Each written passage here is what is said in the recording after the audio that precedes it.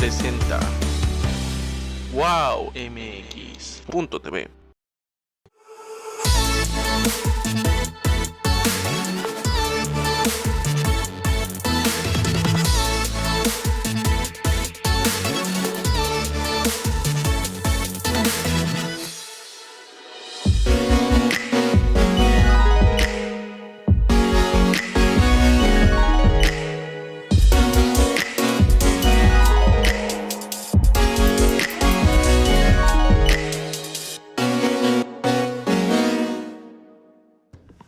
Buenas tardes amigos de En Tus Propias Palabras, soy Alejandro Ruiz y el día de hoy vamos a tener un tema de actualidad con un compañero, un colega, abogado de Perú.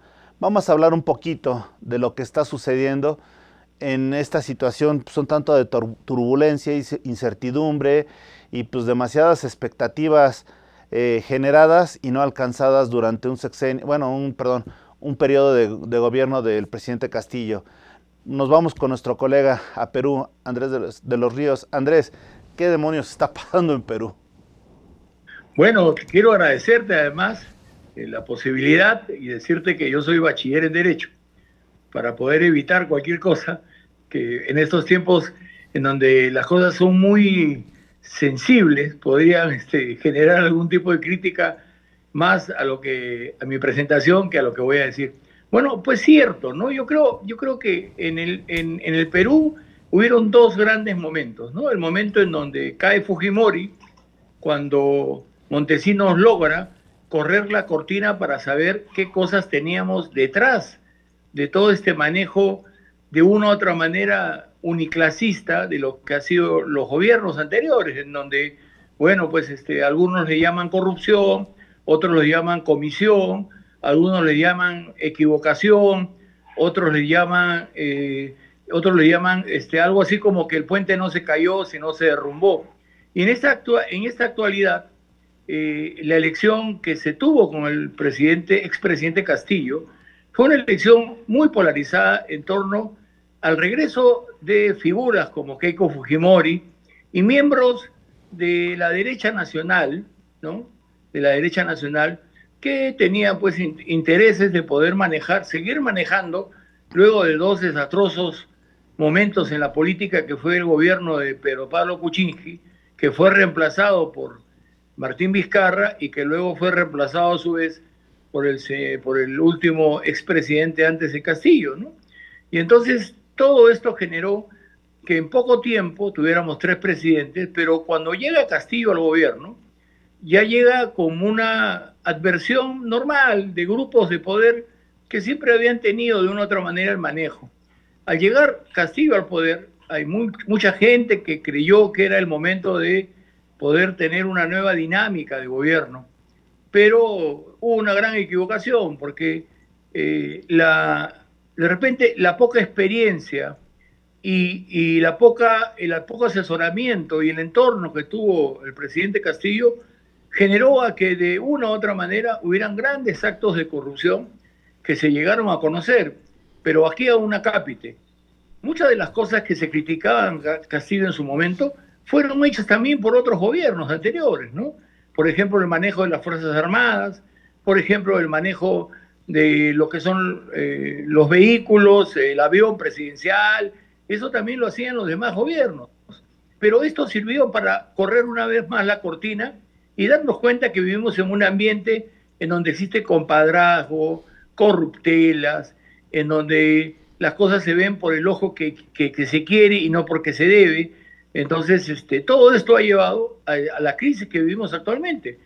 Y entonces nos damos cuenta que hemos ido, de una u otra manera, poco a poco, llevando un criterio de corruptelas escondido de acuerdo a las necesidades de los grupos de poder y de los momentos, y que esto reventó cuando se dieron cuenta que una persona que había llegado al poder empezó a hacer lo mismo que ellos, y ya hubo un manejo terrible de parte de la familia, cosas que se están investigando, pero que han llevado a este penoso día en que el expresidente creyó que la mejor manera era patear el tablero y exigir todo lo que se exigió, fue detenido, y ahora tenemos por un lado un gabinete en donde la presidenta electa, la señora Boluarte, en su juramentación les pedía que juren por el cargo que se les está entregando, pero también que juren no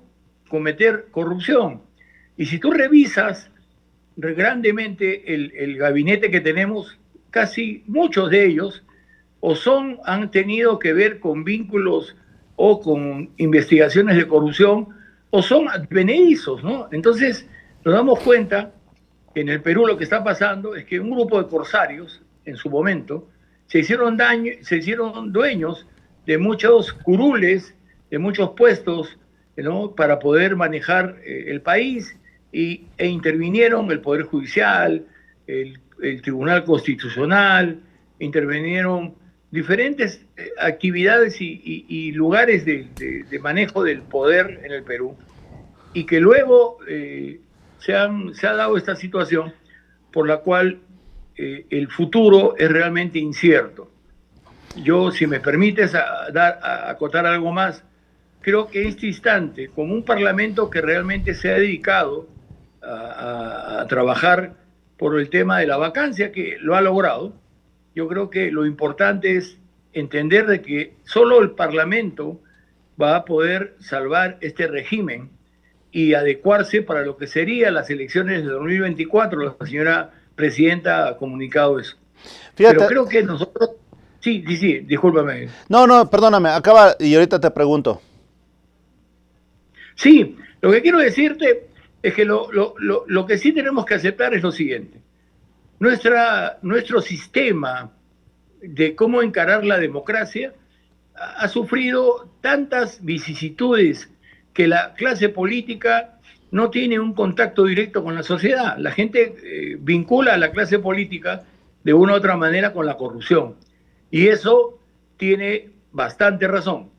El Congreso tiene un bajo nivel. ¿Por qué? Porque no se ha sabido conducir la elección de los congresistas. El tema no es decir, quiero un congresista que tenga pues un PhD o un congresista que tenga experiencia en el gobierno. Yo creo que los políticos estamos hechos para racionalizar el manejo que queremos dar y poder llevar las ideas de nuestro plan de gobierno al gobierno. Pero para eso existe también un nivel asesorial. Y en muchos casos, yo quiero repetir lo que decía González Prada, aunque parece un poco pues, épico, que donde se pone el dedo salta la pus.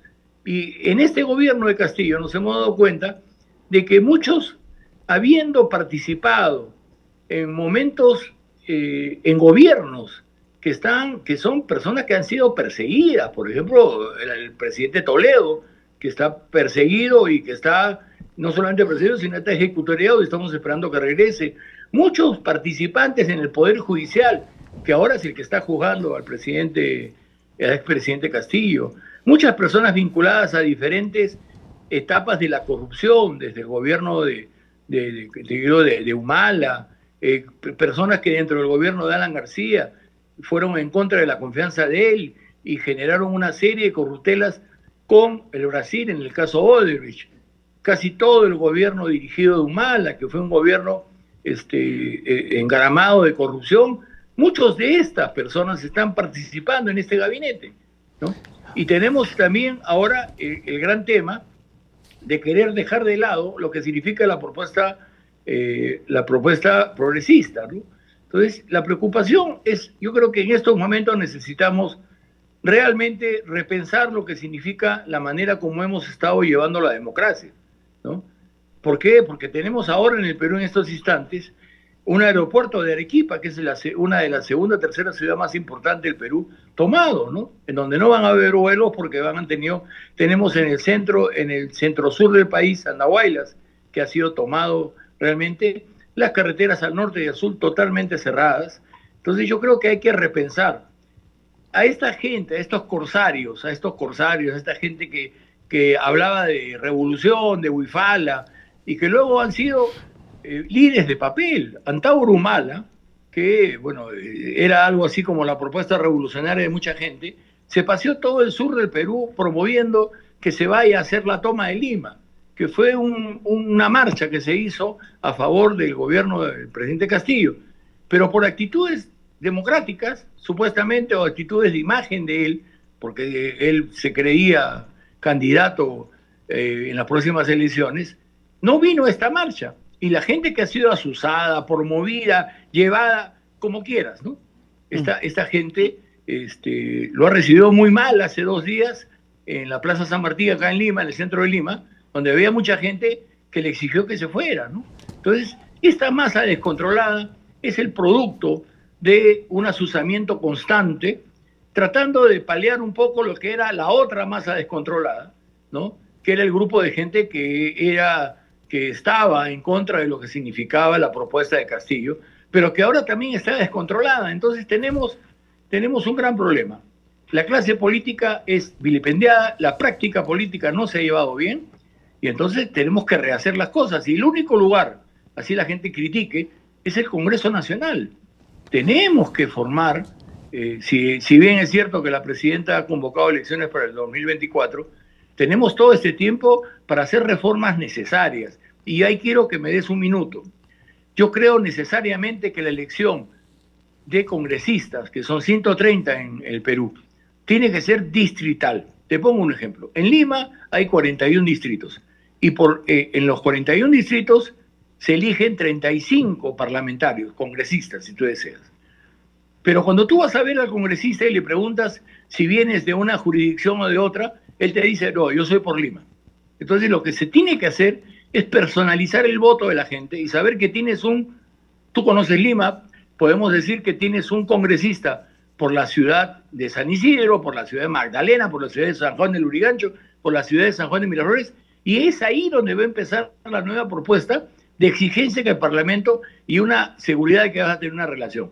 En el Perú, por ejemplo, en Lima tenemos 41 distritos y tenemos una alcaldía de Lima, pero tenemos 41 alcaldes, en donde los precios, los tupas que se llaman, que son las tarifas que cobran los municipios para poder dar permisos a diferentes actividades, hay 41 tupas diferentes. Tú pasas de un distrito a otro y puedes cambiar el límite de velocidad, puedes cambiar el derecho de hacer ruido, puedes cambiar un montón de cosas. Eso tiene que cambiar. Necesitamos un Estado más pequeño y más productivo.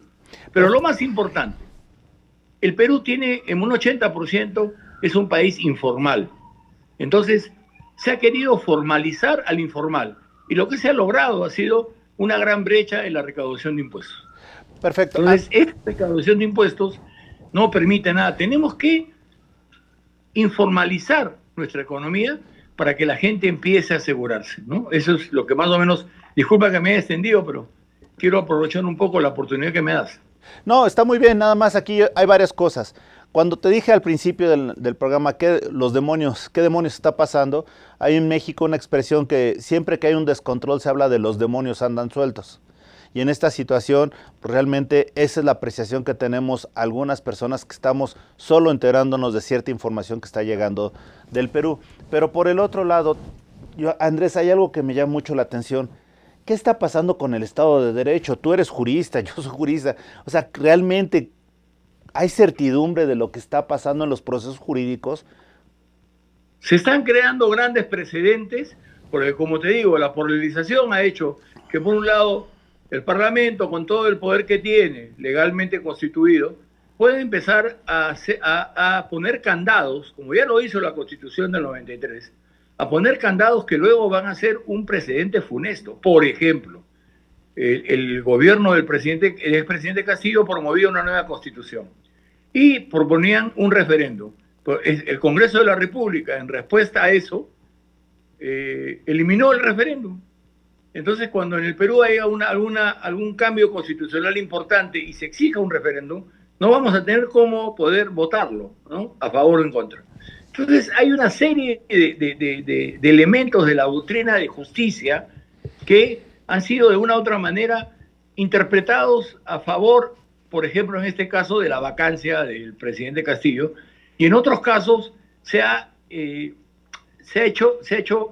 cometido un abuso del derecho, ¿me entiendes? Presionando a instituciones como el Tribunal Constitucional, que ha, por ejemplo, dejado de lado su papel jurisdiccional para convertirse en un Senado nacional. O sea, el Perú no tiene Senado, no tiene una Cámara Alta. Y entonces el Tribunal Constitucional se ha convertido en ese Senado que no existe, en la Cámara pensante, en la Cámara de repente más racional, menos emotiva. Y entonces tenemos una suerte de haber cambiado artículos de la Constitución, como por ejemplo la no reelección, como por ejemplo el tema de que le quites la inmunidad a los parlamentarios. Y eso está bien, porque como ha habido tanto abuso de parte de los parlamentarios que ingresaban por un partido, se iban a otro y luego cometían una serie de barbaridades, pero eso ha generado también, o sea, es peor el remedio que la enfermedad. Entonces, tenemos cosas como esas, en donde en cualquier momento encontremos un gobierno dictatorial, y que eso sea ¿para qué? Para que no se respeten las condiciones de electos, para que no pueda haber fiscalización interesante. Y un tercer tema, el trato irreverente que se ha tenido con instituciones internacionales, como por ejemplo el Repsol, ¿no? El caso de Repsol, tú mañana botas basura en una playa y te llega la ley por intermedio de la oficina correspondiente y te meten una multa y te persiguen toda la vida. Estos señores han inundado gran parte del mar de la capital, ¿ya? Y no ha pasado nada, ¿no? Entonces, y no solamente eso, que en todos sitios existen problemas con el medio ambiente y las normas, teniendo que cumplirlas, las han dejado de lado. Entonces, es una suerte de arroz con mango, ¿no? Entonces, lo que yo creo que hay que hacer en estos momentos, ya no hay que realizar, hay que compartir, es un gran pacto social de empezar no solamente a exigir derechos, sino cumplir deberes, que creo que está faltando, ¿me entiendes? Hoy diríamos, es un gobierno nacional. O sea, la gente exige derechos, no está cumpliendo deberes. Hay gente que no conoce ni siquiera el tema de conducir. Cuando existe una persona, un policía que viene a decir que usted cumplió una mala maniobra, ¿no? Bueno, el policía es vapuleado, insultado y todo esto. Entonces yo a veces me pongo a pensar, en mi país hay muchos inmigrantes, bueno, yo he sido uno de ellos, y yo quisiera que eso mismo se lo hagan a un policía del primer mundo, ¿no? A ver si van a insultarlo, van a querer pegarle, no le van a hacer caso. Y otro tema es lo que ha pasado con nuestra migración. Tenemos una migración galopante luego del tema de Venezuela.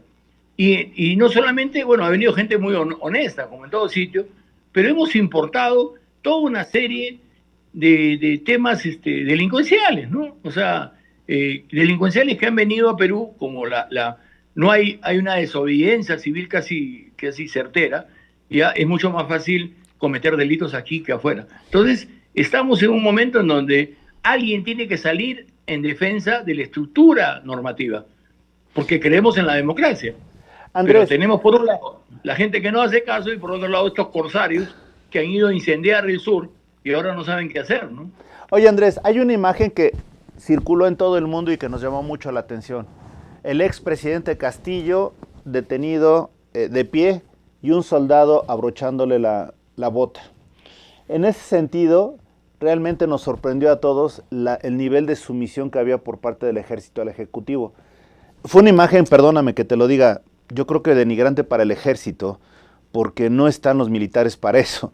Los militares están para cumplir, pero en un momento dado te pregunto, esa imagen me imagino que ya sabes de cuál estoy hablando. Claro que sí.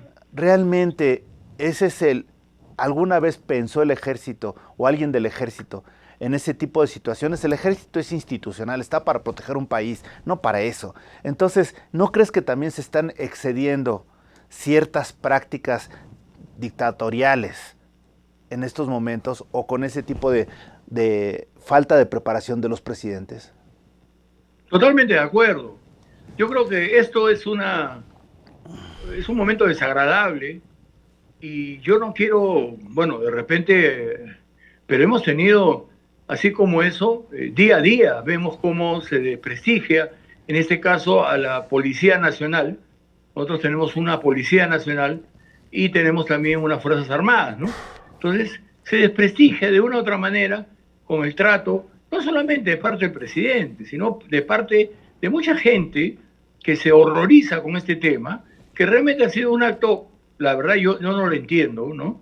Yo lo entiendo, pero que es deplorable, pero muchos se horrorizan con esta actividad y no se horrorizan cuando un policía o un representante del municipio los para decirle usted no tiene permiso de conducir, no tiene papeles del carro, su carro está en mal estado, y los insultan y bueno, y ahí quedó nada, ¿no? O que vino un ladrón y con una pistola le mete un balazo y porque el policía se defendió, tiene que ver igual razón. O sea, lo que estamos teniendo es una crisis constante de valores. Y esos valores, yo te lo digo con todo respeto y cariño, ha sido la constante idea de exigir derechos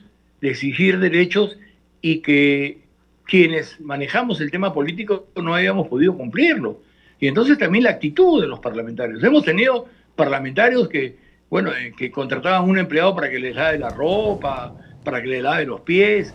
Entonces, el tema, el poder de ser elegido, el poder político, ha sido muy mal manejado, ¿no? Entonces, yo creo que es un basta ya, ¿no? O sea, yo creo que hay también actitudes que han tenido los mismos miembros del ejército, ¿no?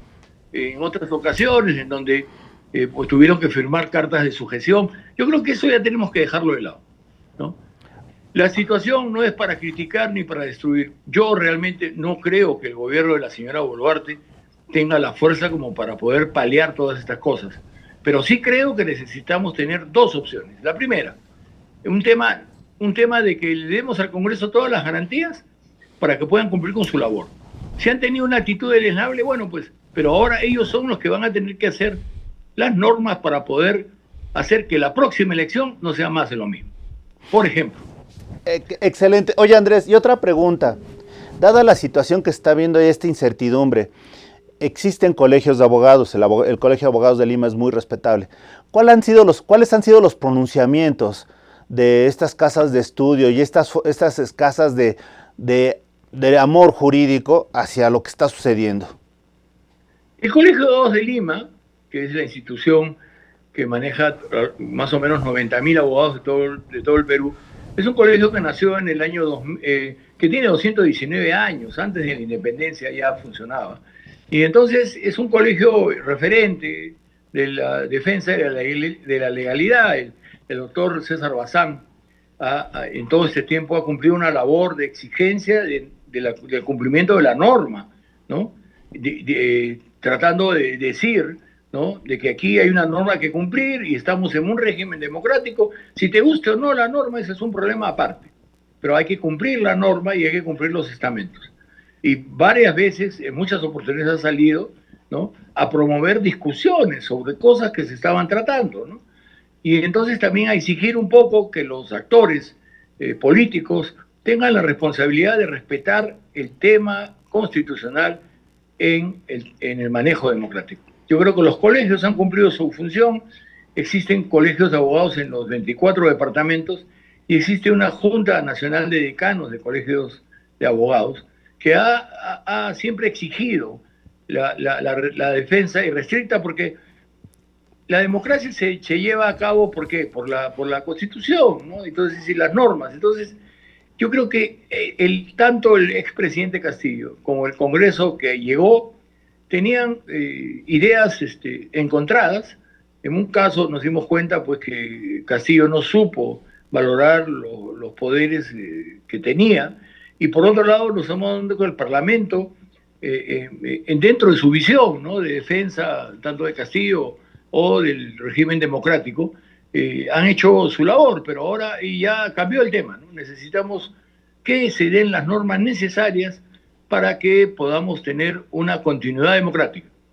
Y eso pasa por la necesidad del respeto y de cumplir con sus deberes, ¿no? Eso es algo importantísimo, ¿no? Y que el próximo Parlamento sea un Parlamento realmente que genere confianza. Hay un total divorcio. El Parlamento Nacional tiene muy baja aprobación. En un momento determinado el expresidente tenía más aprobación que el Parlamento. Pero bueno, eso también quedó atrás. Ya existe. Ahora, lo que pasa es que hay zozobra, ¿no? Se supone que se iba el presidente Castillo y que todo iba a quedar normal. Pero como te digo, hay asusamiento, ha habido propuestas, hay gente que ha salido a criticar y a tomar locales de manera violenta en el sur del país. Y entonces esto la gente dice, bueno, ¿y para qué, no? ¿Cuál es la labor del Parlamento? Entonces yo creo que hay que cerrar filas, olvidarse un poco de los líos que se tengan entre los poderes, entre las personas, y dejar eso para más adelante, y dejar que el Poder Judicial que maneje los temas que tenga que manejar. Darle total autoridad al Poder Judicial y a la Fiscalía de la Nación y a la Policía Nacional para que cumplan su labor. Y empezar a hablar menos de lo que significa el tema eminentemente político, ¿no? El día de ayer, en la noche, el Congreso ha respondido a una carta de la Fiscal de la Nación que no podía juzgar al presidente si antes un antejuicio político. Entonces ya ha sido aprobada la acusación constitucional y ya el expresidente Castillo va a poder ser realmente investigado totalmente, va a poder haber una denuncia ante el Poder Judicial, y eso lleva de que la detención que él es de 7 días, va a pasar la propuesta para que sea ya detenido durante más tiempo, de repente 3 meses, perdón, de repente 18 meses, 36 meses, para que ellos hagan una denuncia al Poder Judicial y pueda haber un juzgamiento, ¿no? Ya el día de hoy se le elevó, de acuerdo a lo que dice la Constitución, el rango que tenía el presidente, ¿no? Oye, Andrés, una pregunta. Dentro de todo esto hay 2 cosas que me llaman mucho la atención. La primera es que todos de alguna manera se piensa que toda Latinoamérica está inmersa en el fenómeno de la Cumbre del Río, de este fenómeno de izquierda. Por un lado, ¿esto cómo se ajustaría a esa cumbre, si existe realmente el interés de participar en esa izquierda desenfrenada que se está dando en América? Esa es mi primera pregunta. Y la segunda pregunta que me gustaría hacerte es, ¿cómo han visto la actuación de México en esto? Porque desafortunadamente han habido muchos extrañamientos en la prensa por parte del Congreso, y entonces sí nos gustaría entender qué es lo que están viendo ustedes que nosotros no lo estamos considerando. Pero mis apreciaciones son totalmente personales. Claro, desde luego. Pero bueno, yo pienso algo que creo que es importante, ¿no? Estamos viviendo la globalización del descarte y de la evolución del descarte, y además ver a la gente de otra manera. O sea, a ver, ¿cómo te digo? El mundo ha exigido de una u otra manera a sus habitantes la posibilidad de desarrollarse, ¿no? Pero no todo ha sido igual. Entonces nosotros tenemos una manera de vivir mucho a la moda, ¿no? A la moda de otros países. Y entonces eso ha generado que dependamos, ¿no? Y esa dependencia ha pasado de ser la dependencia de Occidente para ahora, en lo económico, ser parte de la dependencia del Oriente, ¿no?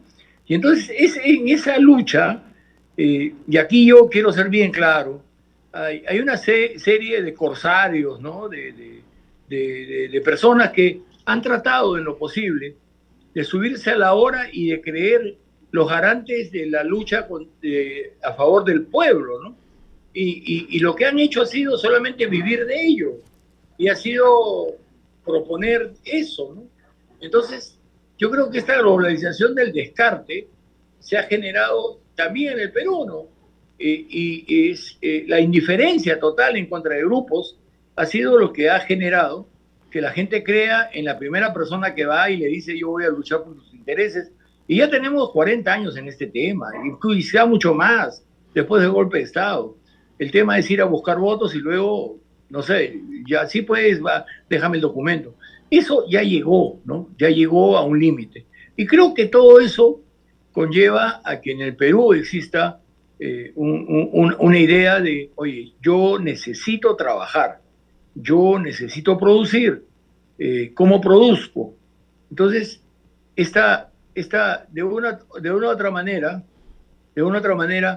esta teoría de la indiferencia ha sido volcada, y esto ha sido aprovechado por mucha gente. En el Perú tenemos muchos ejemplos, ¿no? y como en América Latina. Entonces, hay una ola, siempre hay una ola de equilibrio, ¿no? Hay progresismo, hay conservadores, pero en estos momentos nos gastamos todos los conservadores y los progresistas que existían, y nadie sigue sus ideas, y nadie sigue quienes construyeron la democracia, buena o mala, en esta parte del mundo.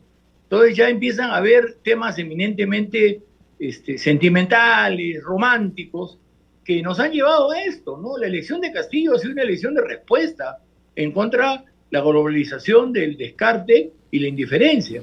Entonces nos llevamos a esto. Entonces lo que necesitamos es tener mentes claras sobre lo que significa el manejo del Estado.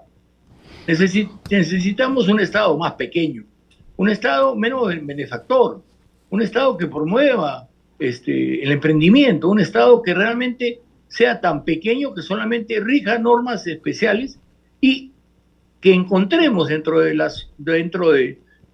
mercado, dentro de la viabilidad de lo que significan los elementos económicos, ¿no? El camino para ser mucho más iguales, y que tengamos la posibilidad de dar a la gente vehículos o variables con las cuales podamos buscar el bienestar común. Ese es el tema, ¿me entiendes? Yo quiero hablarte un poco de la Torre, ¿no? De la Torre hablaba siempre del Frente Único de clases explotadas, mientras que en otro lado era la clase única, ¿no? Entonces nosotros sí creemos en que existe un criterio de juntar a las clases que supuestamente son explotadas, que son los profesores, los maestros, los médicos, y no creer que hay una clase única, pero creo que más vigente que nunca está ahora, ¿no? Necesitamos encontrar el camino para que, habiendo un equilibrio, podamos obtener y entregar el bienestar común. Y dejar de lado un poco las propuestas para hacer cosas, ¿no? Por ejemplo, necesitamos variables económicas y necesitamos zapatero a tu zapato, ¿no? Yo creo que hay muchos ministerios en el Perú que realmente a veces dualizan actividades, y necesitamos tener un nuevo matrimonio con la gente que maneja la economía, pero eso sí, ir en contra de todo mercantilismo y oligopolio y monopolio, porque no puede ser.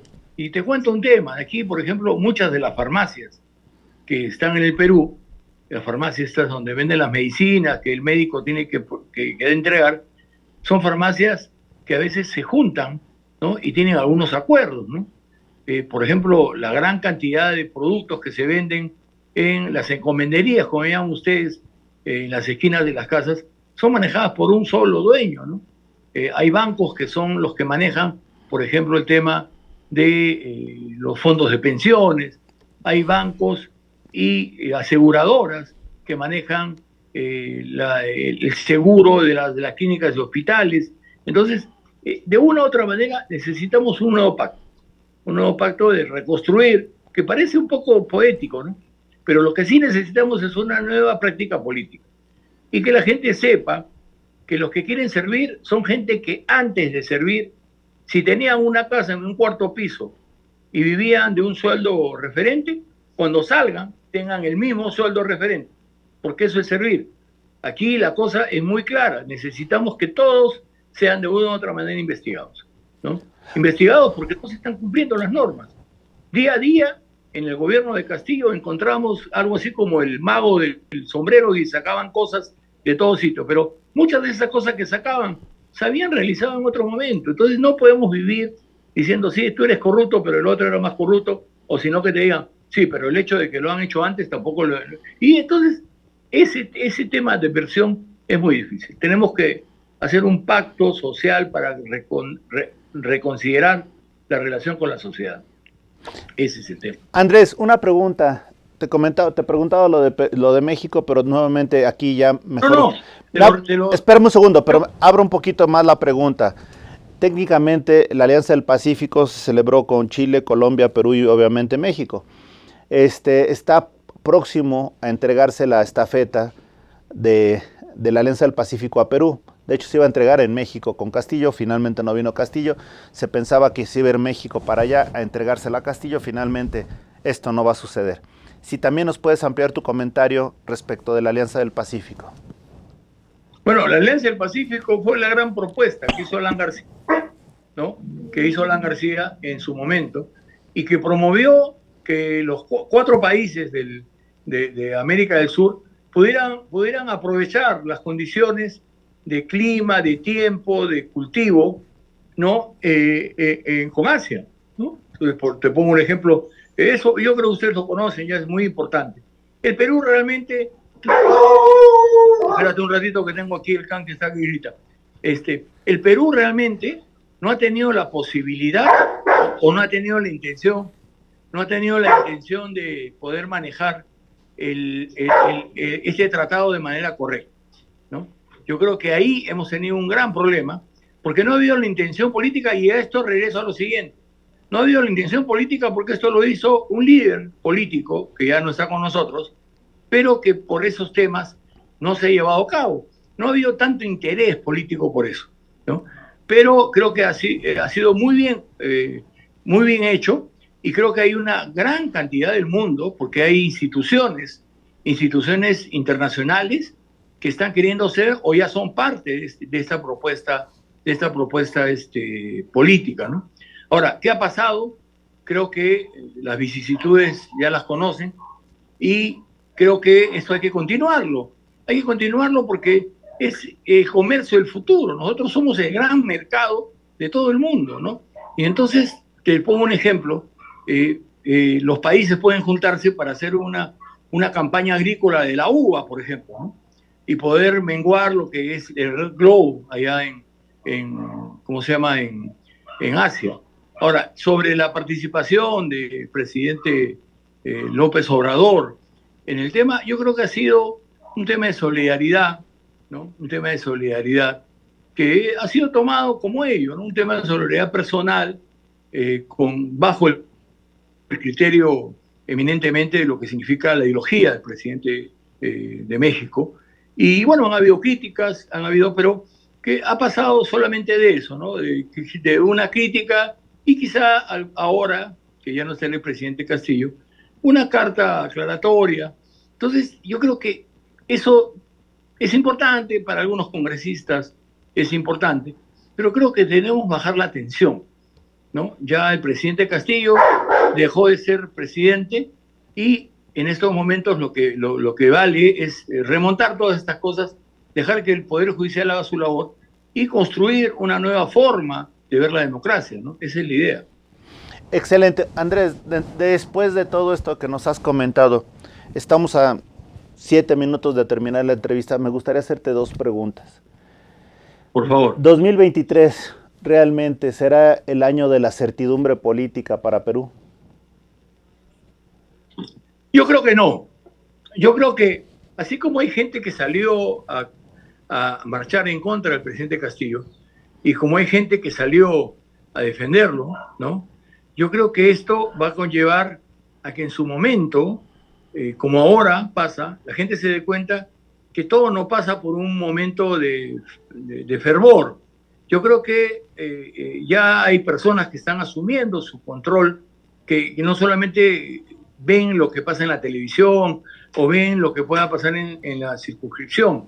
Yo creo que la gente está aprendiendo a hacer política, ¿no? La gente está aprendiendo a hablar de política, y la gente está haciendo política y se está comprometiendo con lo que significa estar de un lado, de otro o del otro lado, y tener una concepción de ideas. A mí me ha parecido muy bien la participación de muchas expresiones. Por ejemplo, en este caso te digo, los ex miembros del ejército, de la policía, de los institutos armados, han asumido una idea, ¿no? y una posición, y creo que eso es importante, ¿no? O sea, ya no podemos seguir viviendo de colectivos nacionales llamados partidos políticos o vientres de alquiler que se utilizan solamente para los procesos electorales. Los partidos políticos, como lo dice el Jurado Nacional de Elecciones, son entidades que tienen que estar promoviendo sus ideas, pero también haciendo lo que se llama la culturalización política, la capacitación política. Entonces, eso yo creo que es importante. Creo que el 2023 si no me equivoco, es un año en donde vamos a reforzar un poco la participación política, pero lo más importante es respetar los deberes para exigir derechos. Entonces, eso yo creo que es un proceso de transculturización, de orden, de tema no cívico, eso no se aprende. Y creo que hay muchos países en el mundo que han aprendido el orden, de repente luego de actividades muy duras como las guerras y todo esto, por eso los hemos visto renacer. Y creo que nuestros países, en donde es tan, disculpen la expresión, tan fácil vivir, nosotros tenemos todo a disposición, ¿no? Nadie, bueno, y hablo hasta de México, ¿no? Aya de la Torre hablaba de Indoamérica, desde México hasta al final de la Patagonia, ¿no? Y nos decía, esta es una tierra rica en donde podemos tener la posibilidad de vivir tranquilos. Las estaciones no son tan rígidas.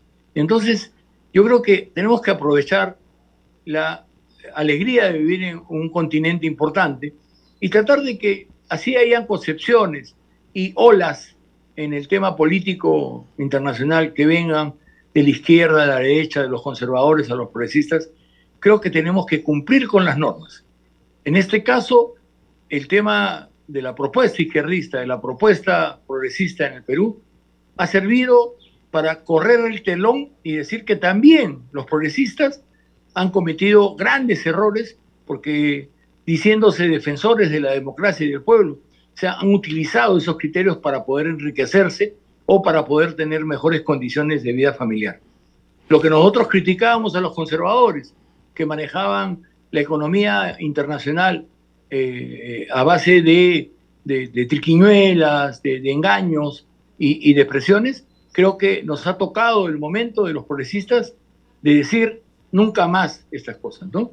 O sea, esto no es progresismo. Tenemos gobiernos importantísimos de lo que ha sido la propuesta progresista y de la propuesta conservadora. Tenemos a un Belaúnde que generó toda una concepción de trabajo con algunos errores, pero luego tuvimos también a Alan García, que tuvo un primer gobierno bastante difícil, que se dice en donde realmente muchos vimos y nos dimos cuenta de que había que dejar la camiseta del movimiento para gobernar, y tuvimos un segundo gobierno espectacular, que es el más respetado de todo este tiempo, en donde hubo una conjunción de ideas, ¿no? Y creo que eso es lo más importante, tratar de llegar a un pacto social, no un pacto social para hacer la revolución, porque yo muchas veces les digo, ¿no? Oye, ¿tú quieres hacer la revolución? Bueno, te sigo, pues, vamos a quemar todas las instituciones públicas en el Perú, pero no quedan de palabras hacia allá. Y la actitud de muchos progresistas y también de gente conservadora en el Parlamento ha dejado mucho que desear. Pero ese es, como te digo, es la cortina que ha corrido Pedro Castillo para saber qué es realmente, cómo estaba constituida nuestra sociedad, como una serie de irregularidades, inexactitudes y lo peor, de descarte social. Porque todos dicen luchar por alguien y al final solamente luchan por su interés de grupo, ¿no? Ese es, yo creo, que el análisis que yo podría brindarles, ¿no? Excelente, te agradezco mucho, Andrés, esta charla. La verdad nos dejas con más, pues de alguna manera mayor información después de tantas situaciones que se han dado irregulares, también en el manejo de la misma, pero nos estás aclarando, esto es obviamente tu punto de vista y te lo agradecemos muchísimo que hayas colaborado con nosotros y nos hayas aportado estos elementos. Finalmente, ya para irnos, Andrés de los Ríos, en tus propias palabras, ¿quién eres? Bueno, yo soy político peruano, soy miembro del APRA. Nosotros estamos luchando por retomar la confianza con la ciudadanía, y la cosa es difícil porque ahora tenemos que trabajar tratando de no solamente demostrar conocimientos, sino también de vendernos, ¿no? Sabiendo que somos humanos y que en el momento determinado podemos hacer una propuesta. Yo creo que estamos preparados para una propuesta, hacer propuesta de manejo político, ¿no? Y que podamos realmente coayudar a que haya una unión de lo que significa la población en los términos conservadores o progresistas. Pero lo más importante, yo creo que desterrar un poco lo que es la visión de que tú eres corrupto y yo no, ¿no? Porque siempre va a existir la necesidad de cumplir deberes, ¿no? Y creo que eso es lo más importante. Muchos se han reído acá en el Perú cuando la presidenta Dina Boluarte ha dicho jure al jurar y que no haga corrupción.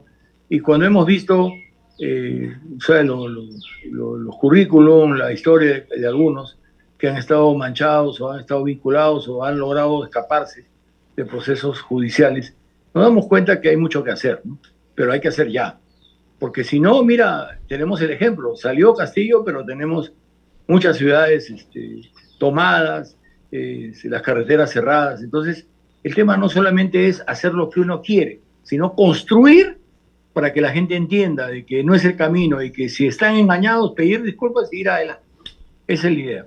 Esa es la idea. Excelente, Andrés. Pues por nuestra parte te agradecemos mucho esta charla y lo único que te podemos decir es que tenemos la mayor solidaridad con el pueblo peruano. Ojalá que pronto se arreglen este tipo de situaciones, pero por lo pronto te agradecemos y te deseamos una feliz Navidad. ¿Quieres despedirte del público mexicano? Muchas gracias. Para mí es un gusto. Yo he tenido la suerte de estar en México y de pasear por sus calles. Y bueno, pues como desconocedor de la ciudad, me he paseado, he visto la grandeza del Zócalo, he estado en Tepito, he engordado unos 4 o 5 kilos comiendo esos tacos y me conozco todos los temas, y la horchata y todas esas cosas de aprender a comer en los mercados. Lindo, muy bonito. Yo le tengo mucho cariño y me he tomado buenos tragos ahí en México, ¿eh? Y la verdad que es un grupo de personas y que te digo, es un país en donde se come mucho y se tiene muchos amigos, ¿no? Además, quiero agradecerte por la entrevista, es a su disposición para poder discutir esos temas que son importantes, y quiero agradecer que haya salido también al aire nuestra perrita que se llama Abby y que ha podido dar su salud a los mexicanos. Claro que sí.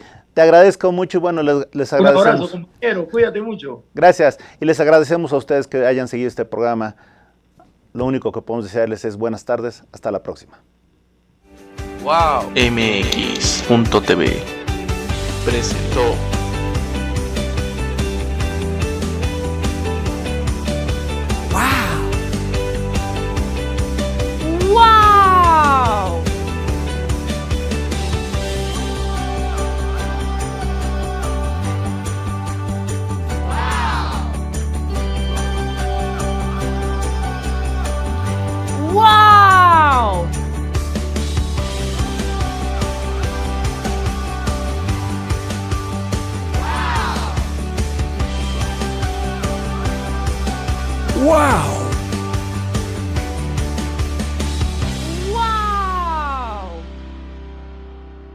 Wow. MX.tv